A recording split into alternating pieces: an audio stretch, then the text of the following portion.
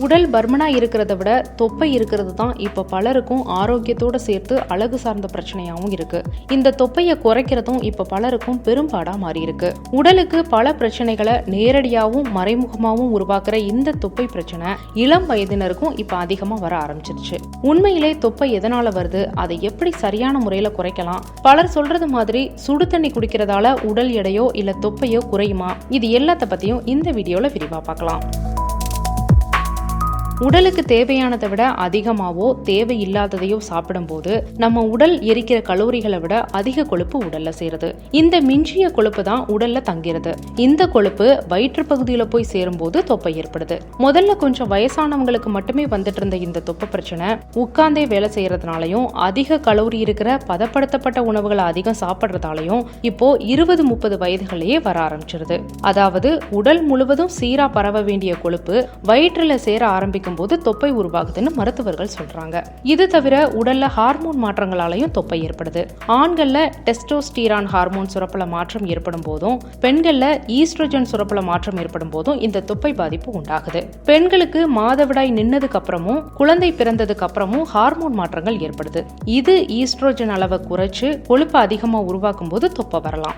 அடுத்ததா தொப்பை உருவாக ஒரு அறிகுறி உடல்ல இன்சுலின் அளவு குறையிறது. நம்ம உடல்ல சுரக்கிற இன்சுலின் தான் ரத்தத்துல இருக்கிற சர்க்கரை அளவை சீராக்குறதுல முக்கிய பங்கு வகிக்குது. வயிற்றுல கொழுப்புகள் அதிகமா சேரும் போது நம்ம உடலால இன்சுலின் சுரக்க முடியாத நிலை ஏற்படுது.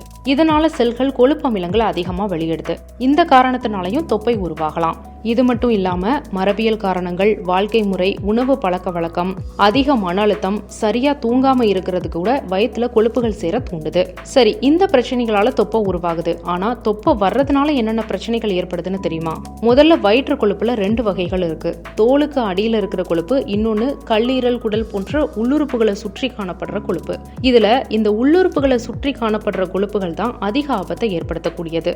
ஏன்னா இந்த வகை கொழுப்பு அலர்ச்சி பொருட்கள் மற்றும் ஹார்மோன்களை வெளியிடுறதால இதய நோய், டைப் 2 நீரிழிவு நோய், உயர் ரத்த அழுத்தம் ஆகிய நோய்கள் உருவாகிறதுக்கான வாய்ப்புகள் அதிகமாகுதுன்னு ட்ரைலைஃப் மருத்துவமனையோட இதய நோய் நிபுணர் டாக்டர் பிரசாந்த் ராம்தாஸ் சொல்றாரு. சரி, தொப்பையை குறைக்கிறது எப்படி?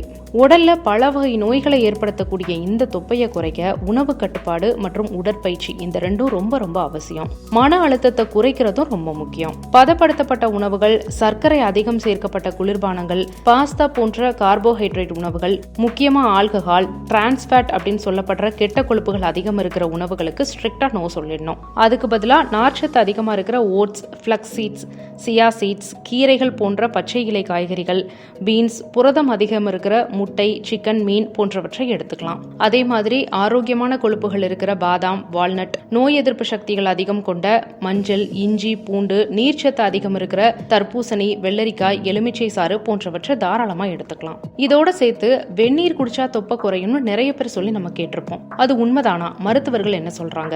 பொதுவா சுடு தண்ணி குடிக்கிறது உடலுக்கு ரொம்பவும் நல்லது. வெதுவெதுப்பான தண்ணீர் குடிக்கிறதால உடல்ல இருக்கிற நச்சு பொருள்கள் வெளியேற்றுறதுலயும் செரிமானத்தை சீராக்குறதுலயும் வெந்நீர் மிக முக்கிய உதவி செய்யுது. ஆனா வெந்நீர் குடிக்கிறதுனால எடை குறையும், தொப்பை குறையுமான்னு கேட்டா உண்மையில இல்ல.